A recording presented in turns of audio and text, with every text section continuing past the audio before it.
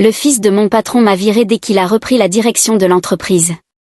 On n'a pas besoin de gens paresseux comme toi, a-t-il dit.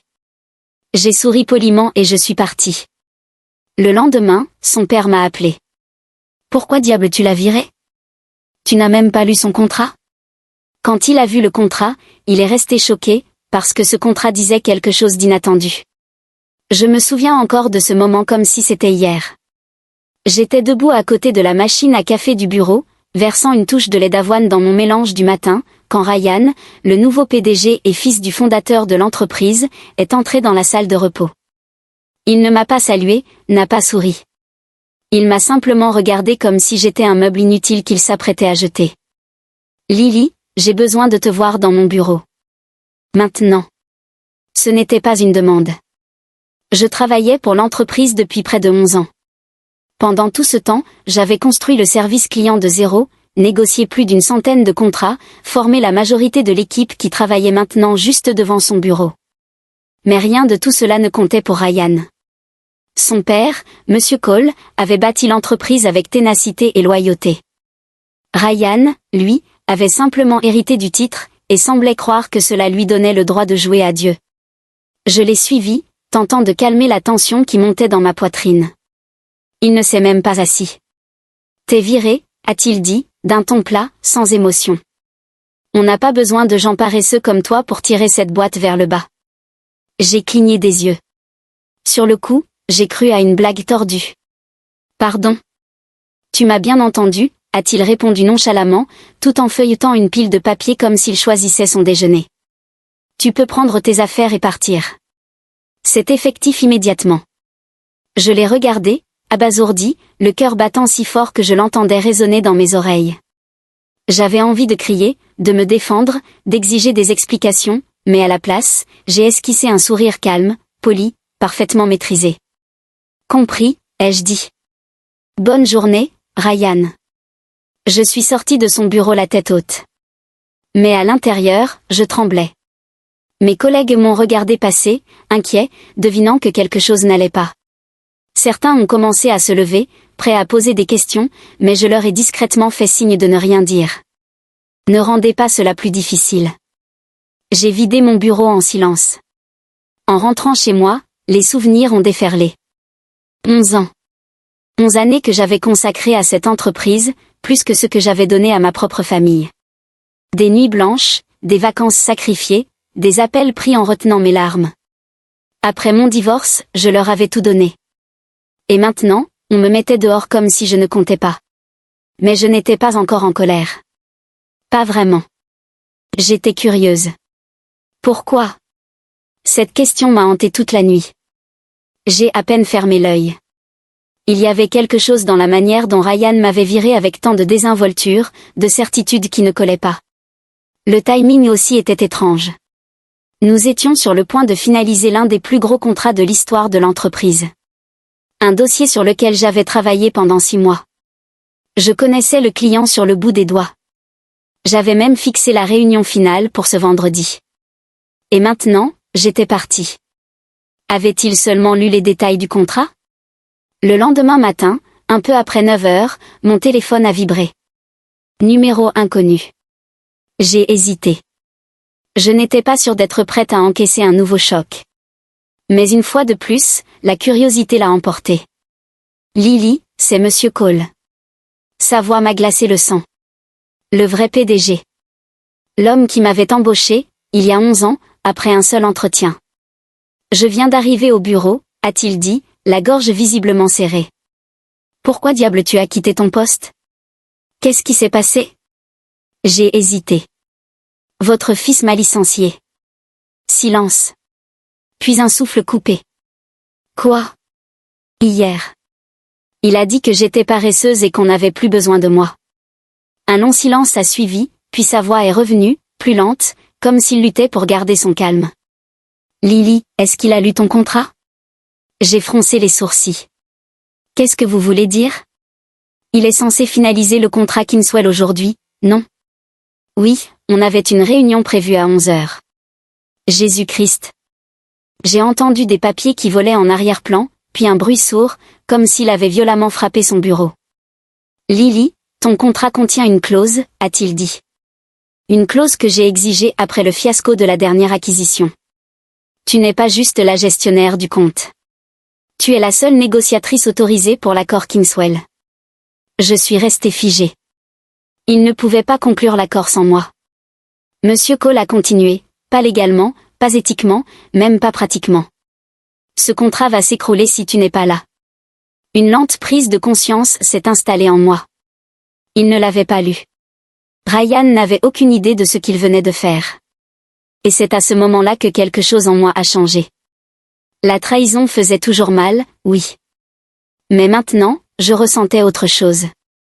Du contrôle. Il avait tiré trop vite, et désormais, le canon était braqué sur lui-même. Monsieur Cole a raccroché sans un mot de plus. Je pouvais sentir sa colère dans le silence pesant qui a suivi. Je suis restée immobile dans mon appartement, le café refroidissant à côté de moi, les yeux perdus dans le vide. Il ne savait pas que son fils m'avait viré sans même lire le contrat. Je me suis adossée au canapé et j'ai laissé échapper un petit rire, amer. Après 11 ans, voilà comment ça se termine. Un gamin gâté, impulsif, jouant au PDG comme s'il manipulait des pions dans un jeu vidéo. Mais les vraies entreprises ne pardonnent pas les mauvais coups. Et celle-ci allait bientôt le découvrir, à ses dépens. Je ne savais pas ce qui allait se passer ensuite. Une partie de moi voulait s'habiller et me rendre au bureau, juste pour assister au chaos. Mais une autre partie, celle qui avait enduré des années d'heures supplémentaires non reconnues et qui avait ravalé sa fierté plus de fois que je ne pouvais le compter, voulait les laisser brûler. Je n'ai pas eu à attendre longtemps. À 10 heures, j'ai reçu un autre appel. Cette fois, c'était Ryan.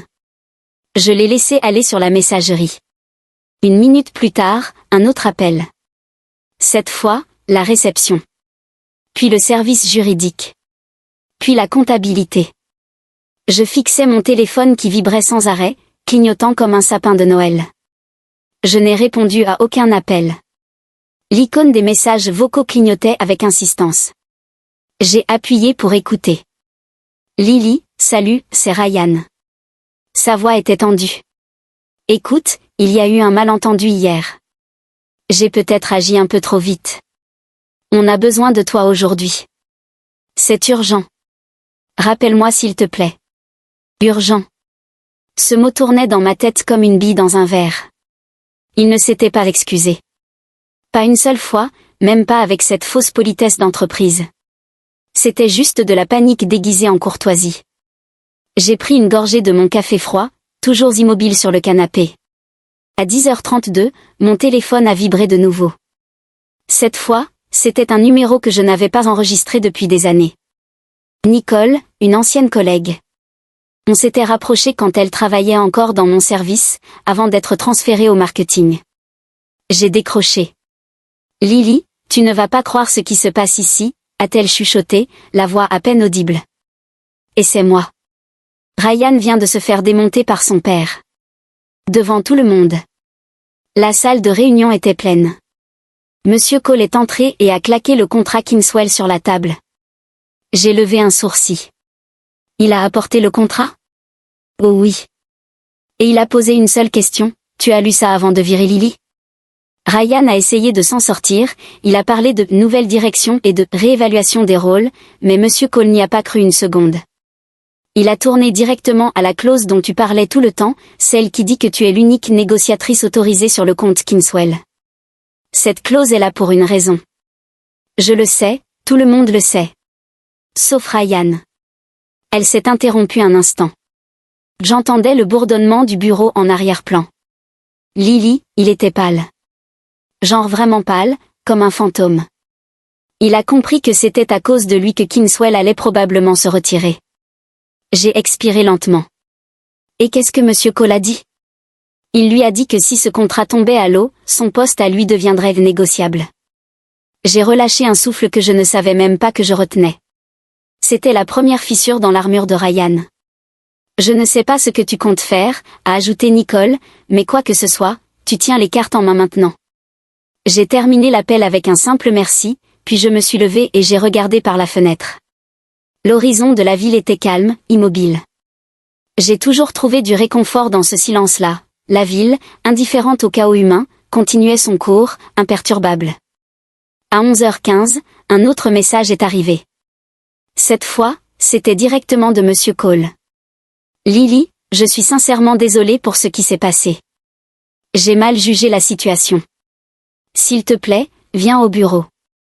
Pas seulement pour le contrat, mais aussi pour qu'on puisse discuter, en privé. C'était tentant. Mais je n'étais pas encore prête à revenir comme si de rien n'était. Pas tout de suite. L'erreur de Ryan n'était pas seulement une question de contrat. C'était une question de respect. De confiance.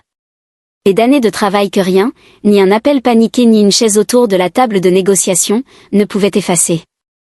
Pourtant, quelque chose bougeait en moi. Je n'étais pas rancunière. Mais je n'étais pas faible non plus. Je ne voulais pas de vengeance. Je voulais des comptes à rendre. J'ai pris mon téléphone et, enfin, j'ai répondu. Pas par un appel. Par un message. J'envisagerai de revenir pour finaliser l'accord Kingswell, mais uniquement sous certaines conditions. J'aimerais m'entretenir directement avec Monsieur Cole au préalable. J'ai appuyé sur envoyer. Puis je suis sortie de mon pyjama et j'ai commencé à me préparer. Quand je suis arrivée au bureau, il était un peu passé midi. Je n'ai pas utilisé l'entrée réservée aux employés. J'ai traversé le hall principal comme une invitée. Une décision calculée, que je savais remarquer. Tout le monde savait que j'avais été virée la veille. Mon retour, maintenant, n'était pas une simple réintégration discrète. C'était une déclaration. La réceptionniste s'est levée dès qu'elle m'a vue. Mademoiselle Harris Lily. Elle balbutiait. Monsieur Cole vous attend. Par ici. En la suivant dans le couloir, j'ai senti que l'atmosphère avait changé. Les gens levaient les yeux de leurs écrans. Les conversations s'interrompaient. Il y avait une tension sourde, comme si le bâtiment lui-même retenait son souffle. Monsieur Cole se tenait devant la porte de son bureau quand je suis arrivée. Il ne souriait pas. Lily, a-t-il dit en hochant la tête. Merci d'être venue. J'ai répondu par un signe de tête, sans lui tendre la main. Il s'est écarté pour me laisser entrer. Je suis passée devant lui et me suis installée sur le fauteuil face à son immense bureau en chêne. Il a refermé la porte derrière lui, s'est appuyé contre elle, et a laissé échapper un long soupir. J'ai fait une erreur, a-t-il commencé. Une grosse erreur. J'ai donné trop d'autorité à mon fils, trop vite. Je voulais qu'il fasse ses preuves. Mais je ne m'attendais pas à ce qu'il brûle des ponts avant même d'avoir appris à les construire. Je suis restée silencieuse. Il s'est assis, sa voix s'est adoucie. Ce qu'il t'a fait, c'était non professionnel, irrespectueux, et franchement, ça a mis en péril un contrat sur lequel on travaille depuis plus de 6 mois. J'ai hoché la tête lentement. Oui. C'est le cas. J'ai relu le contrat ce matin. Chaque mot. Tu avais reçu une autonomie totale sur le compte Kingswell. Juridiquement, le client ne reconnaît personne d'autre comme représentant de notre entreprise pendant les négociations. Cette clause avait été ajoutée après le fiasco de Steel Ridge. Je m'en souviens très bien. Moi aussi, ai-je murmuré. C'est moi qui ai géré les conséquences. Il a croisé mon regard. Tu ne méritais pas ce qui s'est passé hier, a-t-il dit. Et j'aimerais te proposer de reprendre ton poste, avec plein pouvoir pour finaliser l'accord. Quelles que soient les conditions que tu poses, on les respectera.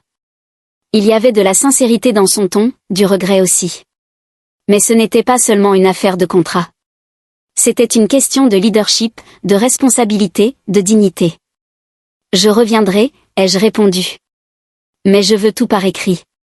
Un contrat révisé, une autonomie claire sur Kingswell, et aucune interférence de la part de Ryan. Il a hoché la tête sans hésiter. C'est entendu.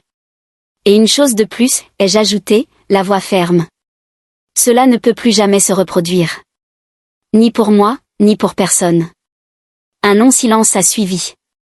Puis il m'a fait un signe de tête lent et réfléchi. Tu as ma parole. Je me suis levée. Dès que j'ai franchi la porte de son bureau, j'ai aperçu Ryan dans le couloir. Les bras croisés, il faisait semblant de discuter sérieusement avec un jeune cadre. Mais ses yeux se sont accrochés aux miens dès que je suis apparue. Je n'ai pas scié. Je n'ai pas détourné le regard. J'ai marché droit devant moi. Et je jure que pendant une seconde, j'ai vu le moment exact où il a compris que son pouvoir lui échappait. À 13h, la salle de réunion était prête. L'équipe de Kingswell venait d'arriver, et nous avions environ 30 minutes avant le début officiel de la réunion. J'ai relu les documents une dernière fois, vérifiant tous les points que nous avions déjà négociés. Leur PDG, M. Saed, était un homme direct, au regard acéré. Il valorisait la confiance plus que tout. Et le moindre soupçon de désorganisation interne l'aurait fait fuir. Alors que je plaçais sur la table la version imprimée en arabe des termes finaux, j'ai aperçu Ryan, qui faisait les 100 pas derrière les murs de verre de la salle de réunion, tel un animal en cage. Monsieur Cole est sorti pour l'intercepter. Le ton est vite monté, leur voix étouffée traversant les parois. Puis, d'un geste sec, Monsieur Cole a levé la main pour le faire taire. Le visage de Ryan est devenu cramoisi. Il a tourné la tête vers moi, le regard chargé de rage et d'humiliation, puis il est parti. Ce fut la dernière fois que je l'ai vu ce jour-là. À 13h30 précise, M. Saed est entré, accompagné de ses conseillers. Je l'ai accueilli en arabe, et ses yeux se sont illuminés. Il a souri, chose rare venant de lui. « Vous vous êtes souvenu ?» a-t-il dit chaleureusement. Le respect va loin. La réunion a commencé. Elle s'est déroulée sans accroc. 2 heures plus tard, nous nous sommes serrés la main et avons signé l'accord. Une fois le groupe parti, M. Cole est revenu vers moi. Cette fois, son visage exprimait un soulagement sincère. « Tu nous as sauvés » a-t-il dit.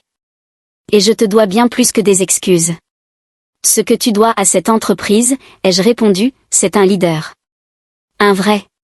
Quelqu'un qui connaît la différence entre le pouvoir et la responsabilité. » Il n'a pas répondu.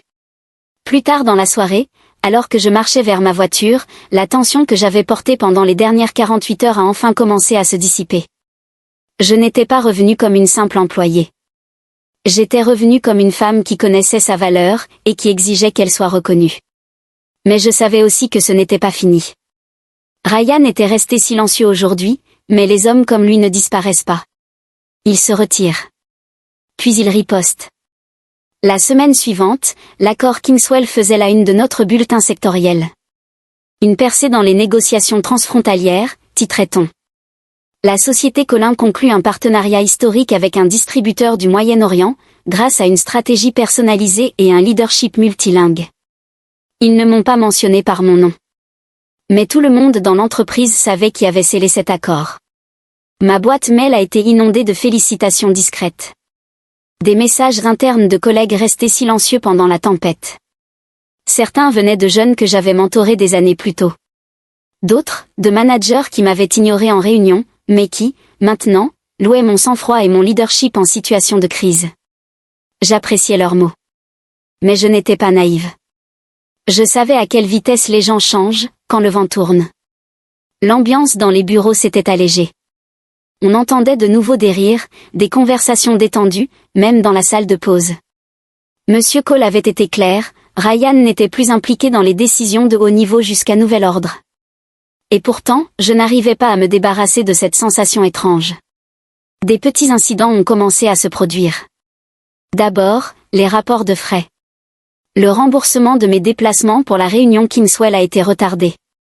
Ensuite, des documents que j'avais soumis pour approbation m'ont été renvoyés, non signés, sans aucune explication. Puis un email que je n'avais jamais envoyé, prétendument depuis mon adresse, a été signalé par l'équipe informatique. Il contenait des informations erronées sur un client, et avait été transmis à l'un de nos partenaires à l'étranger. Heureusement, ce partenaire me connaissait bien, et il m'a contacté directement pour clarifier. Mais le mal était fait. Le doute était semé. J'ai signalé l'incident à notre équipe des systèmes internes. Ils m'ont confirmé qu'il n'y avait aucune trace de piratage externe. Le message venait de l'intérieur. C'est là que j'ai su. C'était Ryan. Il ne cherchait plus à me virer. Cette approche avait échoué. Maintenant, il voulait me faire passer pour incompétente. Salir ma réputation, lentement, subtilement, jusqu'à ce que je parte d'épuisement, ou que quelqu'un d'autre décide que j'étais devenu un poids mort. C'était du sabotage d'entreprise, dans les règles de l'art. Et ce n'était pas la première fois que j'en voyais. C'était déjà arrivé, à mon tout premier emploi, juste après l'université. Je travaillais autrefois sous la direction d'un responsable qui jouait au même jeu. Il ne vous confrontait jamais directement.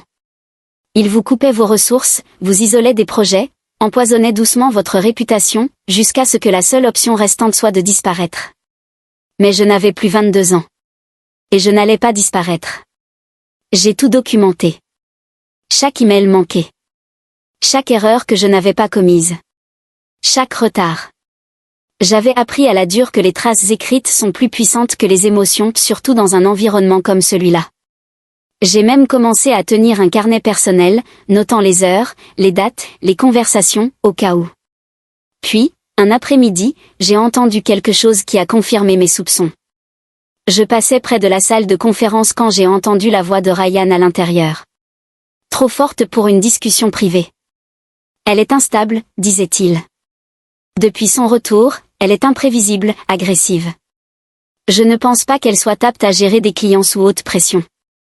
Je me suis arrêté net. Je dis juste, a-t-il poursuivi, peut-être qu'on devrait commencer à réfléchir à une relève pour le service client. Elle est clairement dépassée. Une autre voix a répondu, quelqu'un que je ne reconnaissais pas, sans doute un nouveau cadre. Mais l'accord Kingswell, elle l'a mené à bien sous une pression énorme. Ryan a ricané. Elle a eu de la chance. On ne peut pas gérer une entreprise avec de la chance. Je suis resté figé quelques instants, puis je me suis éloigné en silence. Mon sang s'est glacé non pas par peur, mais à cause de la précision chirurgicale de sa stratégie. Il recommençait. Il semait à nouveau le doute. Il empoisonnait la source. Ce soir-là, je suis resté tard. Le bureau était silencieux, les couloirs plongés dans la pénombre.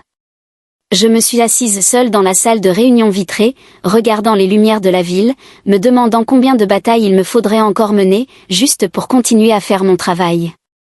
Et puis une voix a brisé le silence. Toujours là? J'ai levé les yeux. C'était Monsieur Cole. Je pourrais te poser la même question, ai-je répondu. Il est entré dans la pièce, a déposé un dossier sur la table. Ton contrat révisé. Avec tout ce qu'on a convenu.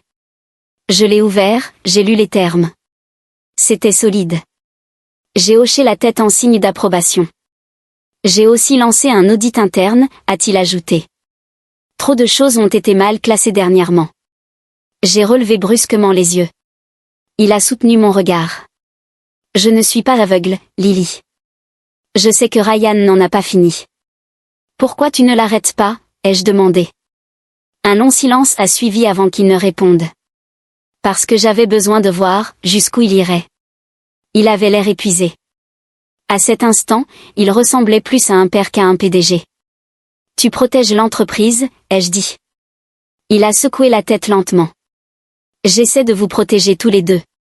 Mais peut-être qu'il est déjà trop tard pour l'un d'entre vous. J'ai refermé le dossier. Je n'ai pas besoin de protection. J'ai besoin que tu décides quel genre d'héritage tu veux laisser derrière toi. Ses yeux se sont attardés sur les miens, puis il a tourné les talons et est sorti. Et à ce moment-là, j'ai su que quelque chose de plus grand approchait. Le bureau semblait plus froid cette semaine-là. Non pas à cause de la météo, mais parce que l'air entre les gens avait changé. Les conversations se transformaient en chuchotements quand je passais. Certains employés me souriaient. D'autres évitaient totalement mon regard. L'audit interne avait commencé et tout le monde le savait. Les gens étaient nerveux. Moi aussi. Je n'avais pas demandé à Monsieur Cole de lancer cet audit. Mais au fond, j'étais soulagée qu'il l'ait fait. J'avais besoin que la vérité sorte. Pas seulement pour moi, mais pour tous ceux qui marchaient sur des œufs depuis que Ryan avait pris les commandes. Et pourtant, je connaissais les règles de ce jeu en entreprise. La vérité ne mène pas toujours à la justice. Parfois, elle mène à des départs silencieux et à des primes dorées. Parfois, elle est enterrée si profondément sous la paperasse, que les dégâts deviennent irréversibles. Ce jeudi-là, j'ai été convoqué dans le bureau temporaire du comité d'audit, une ancienne salle de stockage transformée en salle de guerre. Des dossiers étaient empilés sur les tables, des écrans brillaient de données, et un tableau blanc était couvert de chronologie et d'empreintes numériques. David, l'auditeur interne principal, m'a accueilli. Lily, merci d'être venue. Nous aimerions te poser quelques questions concernant certaines irrégularités récentes. J'ai hoché la tête et pris place. David a ouvert un dossier sur son écran. D'abord, cet email, qui semblait provenir de ton compte. Nous avons confirmé qu'il a été envoyé depuis un poste de travail partagé, près de la salle de pause. Les identifiants ont été saisis manuellement. Donc quelqu'un a utilisé mes identifiants? Il a secoué la tête. Non. Quelqu'un avait tes identifiants. Il les avait copiés, très probablement. Ce n'était pas du phishing, c'était interne. J'ai croisé les bras. J'ai signalé cet incident le jour même où il s'est produit. Il a esquissé un sourire crispé. Oui. Et nous sommes contents que tu l'aies fait. Nous avons trouvé quelques autres cas similaires. Des emails réécrits. Des feuilles de calcul modifiées. Des validations supprimées. Toujours depuis des machines partagées. Toujours sous ton nom. Un poids s'est installé dans ma poitrine. C'était coordonné, ai-je dit. David a hésité. Oui. Et nous avons réduit la liste des personnes qui avaient accès à ces postes. Nous avons également remarqué des schémas inhabituels, liés au compte d'accès de l'assistante de direction de Ryan. Je suis resté immobile. Il a poursuivi, prudemment. Nous n'accusons encore personne. Mais le schéma est clair. Du sabotage. Destiné à te discréditer, et peut-être d'autres aussi. J'ai serré la mâchoire. Et maintenant? Qu'est-ce qui se passe? C'est là que ça se complique, a-t-il dit. Monsieur Cole nous a demandé de lui présenter directement nos conclusions. Il a été très clair. Il veut la vérité. Toute la vérité. Sans filtre. J'ai hoché lentement la tête. Alors je serai là. David a haussé les sourcils. Tu n'y es pas obligé. Je serai là, ai-je répété. Si tout ça doit sortir, je veux pouvoir regarder chacun dans les yeux. Il n'a pas discuté. Cette nuit-là, j'ai à peine dormi. Je n'arrêtais pas de penser à tous les autres qui étaient partis discrètement au cours de l'année passée. Des employés talentueux, dans la trentaine ou la quarantaine, qui étaient simplement passés à autre chose, sans qu'on en parle vraiment. Des gens qu'on considérait autrefois comme des étoiles montantes. Avant, je pensais que c'était juste du turnover.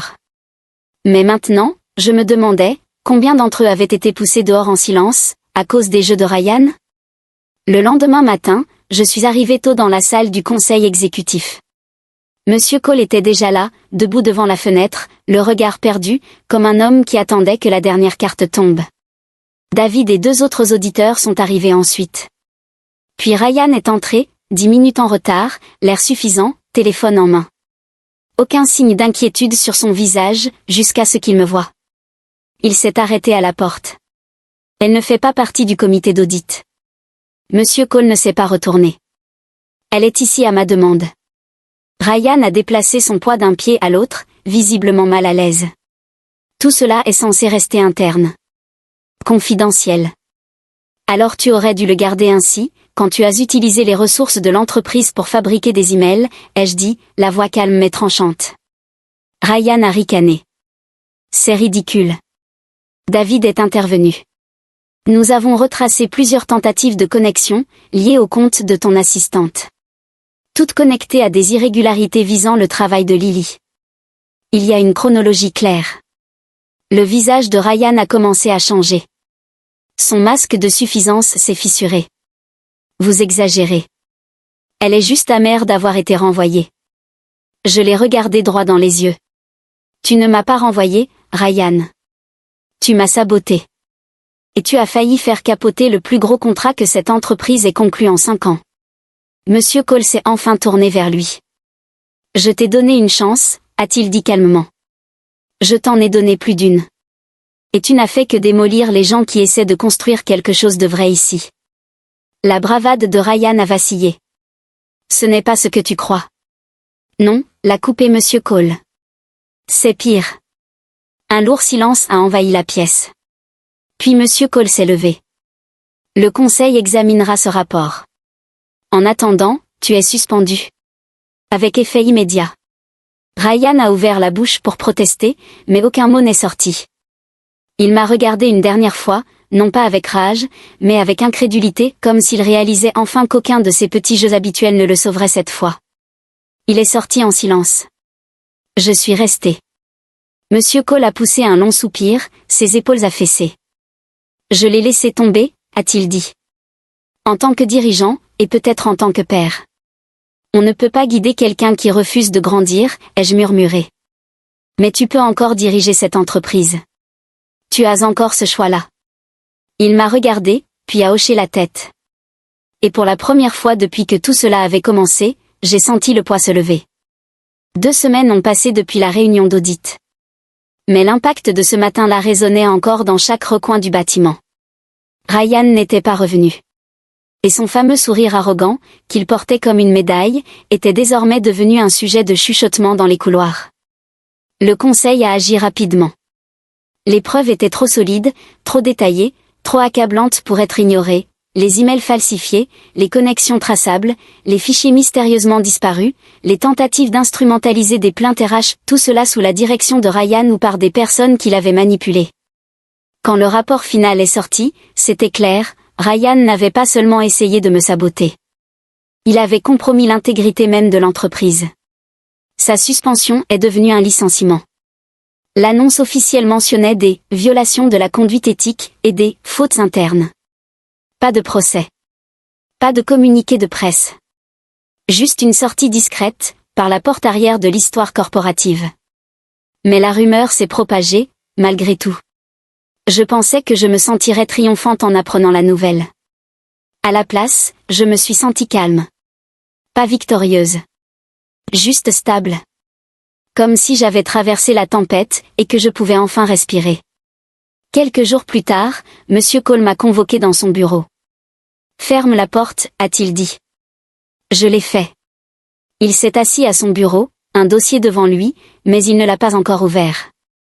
J'ai beaucoup réfléchi à tout ce qui s'est passé, a-t-il commencé, et à ce que je veux que cette entreprise devienne, à partir de maintenant. Je n'ai rien dit. Je l'ai laissé aller jusqu'au bout. Tu as fait preuve de plus de leadership ce mois-ci que la plupart des cadres dans toute une carrière. Tu as protégé notre contrat le plus important. Tu es resté digne face à une humiliation publique. Et tu as géré des attaques personnelles avec un professionnalisme remarquable. C'est ce genre de personne que je veux pour m'aider à diriger cette entreprise.